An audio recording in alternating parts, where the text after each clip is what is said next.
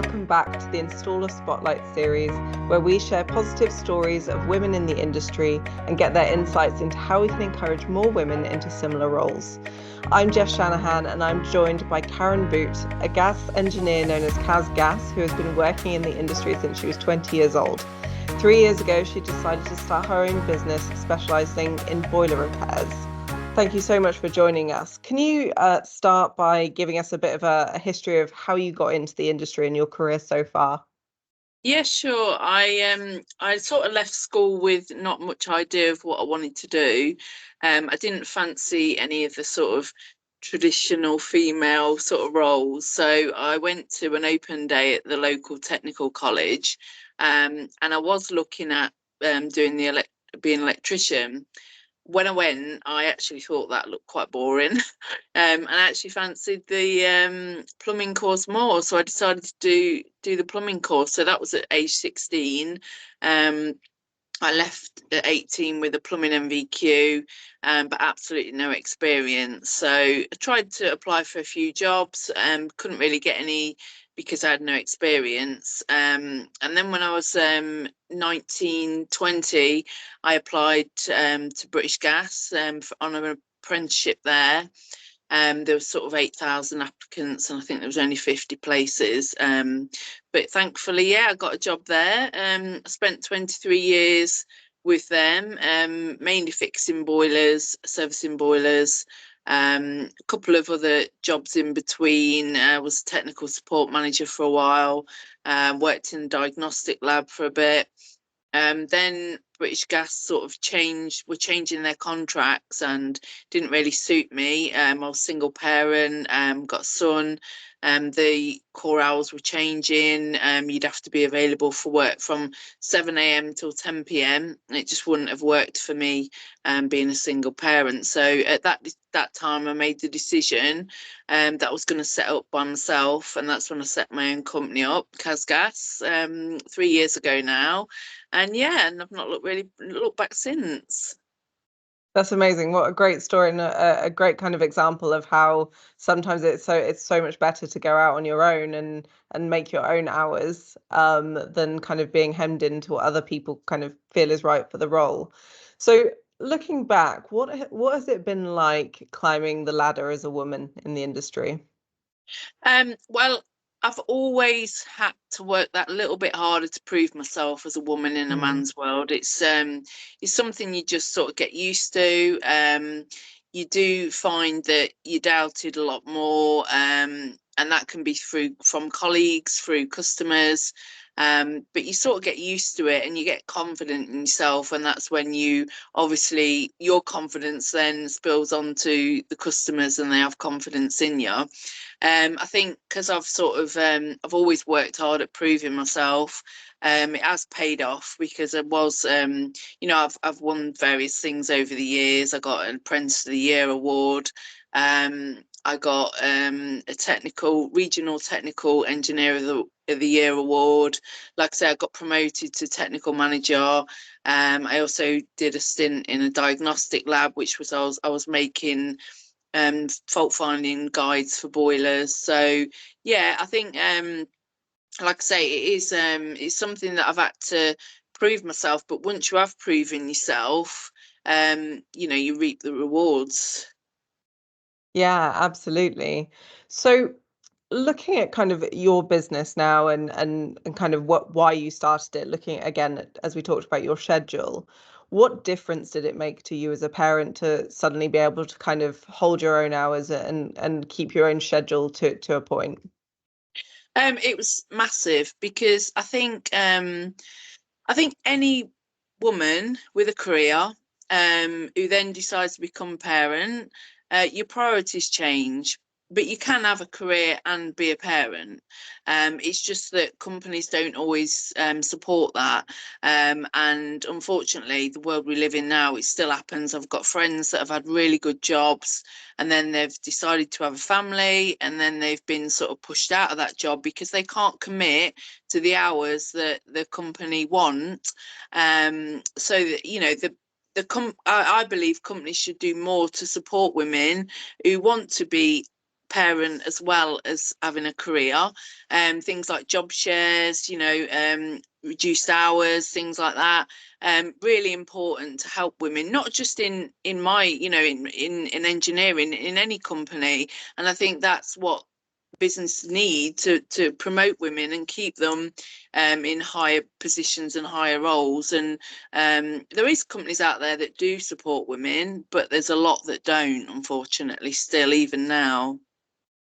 Yeah, absolutely. So do you think that, you know, over your time in the industry, have you seen more women coming into these kinds of roles, especially as self-employed, as you are, to kind of combat against these things of, you know, the rigidity and the lack of support within larger organizations? Are more women kind of coming into the trades to kind of combat that? Yeah, I think there is definitely more women now, and I think the social media aspect of you know, we get a lot of support, and I've met a lot of other female engineers through social media, which is amazing. I've made some really good friends, because a lot of the time out there, if you're not on social media and you're not working for a big company, you are like the only sort of female around that does this sort of work. There is more coming into it now, which is amazing. But there's still very little sort of support for each other, and very little sort of, you know, some companies don't encourage women to go into these jobs.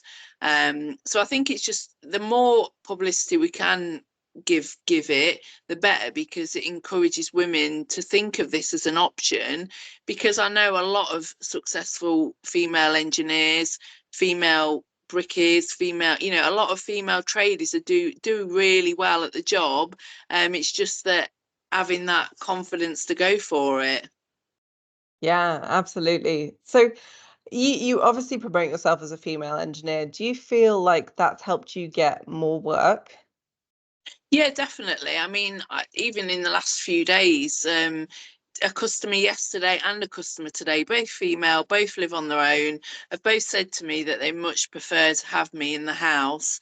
The first one yesterday said she wouldn't have had the job done if she couldn't get a woman in, because she just wasn't comfortable having a man in the house. You know, people go through various things. They get, you know, they lose confidence. You know, they're just anxious about having a stranger, not just, you know, any stranger in the house. It's a hard thing for some people to deal with. And like I say, a couple of my customers I know prefer having a female and having someone that they can sort of relate to and talk to and feel more comfortable with. So yeah, I definitely believe that's why I promote myself as a female engineer. I definitely believe it's made me, you know, have a lot more work, and you know, it's made me more successful. Yeah, that's brilliant. And that's exactly what I was kind of thinking, because also as a woman, I think I would definitely feel more comfortable having, you know, a female tradesperson coming into my house wherever that was an option. So, um, have you had any more kind of conversations with your female clients about their experiences and how reassured they feel with the option of being able to go for a female engineer? Yeah, I mean, obviously, like I say, the last two have actually made a point of saying it, which wouldn't normally get into that conversation with customers unless they bring it up. Mm. But it's surprising how many female customers do feel better, because they may have had an experience with, you know, a male plumber or male electrician that didn't really treat them with respect or talk to them in on a level. And I think once people have had a bad experience, it sort of puts them off. And obviously people suffer with anxiety and, you know, things. I've got customers that have confided in me that have said like they much prefer to have a female in, and once they obviously know you and you get that rapport with them, they're even more comfortable. Yeah, absolutely. So, what advice would you give to a woman who is looking to move into this industry? I'd probably say initially get a thick skin because you're probably going to need it. I think the main thing for me is believing in yourself. Um, you're always going to get knocked, you're always going to get comments, you're always going to get people that are negative towards you, not always intentionally either. You know, they can make comments that you just think, oh, you know, and they don't even mean it in a bad way. They're just, it's a little bit ignorant, it's a little bit naivety, it's a little bit just not expecting a woman to turn up. But I'd say for every negative comment you get at least 10 positive. You know, you get customers that are thrilled to bits that you're a female. You know, they love it, they think it's amazing that you know, a female's, you know, taking this job role on. So yeah, I think mainly, like I say, be confident in yourself, because as I said before, if you're confident, then generally that rubs off onto people, and that even if they have got negative feelings or think negative, you can soon win them over, and they can see that you're absolutely, you know what you're doing and you're good at your job. That's brilliant. That's such good advice. So just want to end on a question asking you whether there are any kind of resources or people that played a pivotal role in your career. I think for me, because I was in a big corporate company, I was quite lucky in the fact that most of my managers were quite supportive. I was advised to go for one of my manager advised me to go for a technical support manager role, even though it's not something I was even considering at that point. And he made me believe in myself, and he told me I'd do good at it. You know, so he was sort of, you know, positive, and I did apply for it and I did get the job. So yeah, I think I've always been quite lucky at British Gas because I was supported. There was managers that didn't quite support it, and you sensed it, you picked it up. You know, the kind of managers that where you'd sit in a room of, could be 100 engineers and you're the only female, but they still address the room and they're looking directly at you, so they know you're in there, and they address the room as lads, chaps. You know, it's a minor thing, but that's the sort of thing that really used to bother me, because I'm a female, I'm doing the job, I'm not a lad, I'm still a woman, and I'm proud to be a woman. I don't need to blend in and try and be a man. I'm still a woman doing my job. So yeah, I think like I say, generally though, most managers were good. And then obviously, like I say, I've got other female engineers that I know that I've met through Instagram. I've also got another female engineer that I knew from British Gas. She'd already left, worked for a few other companies, then decided to set up her own business. That's Leah, and she was a big sort of advocate for me setting up on my own, because I see how successful she was doing, and she encouraged me, she helped me, she supported me. And I think, you know, having that support from her and seeing how well she was doing helped me. So that's why I like the social media aspect, because you can show that, you know, to other women that it is possible and you can do it.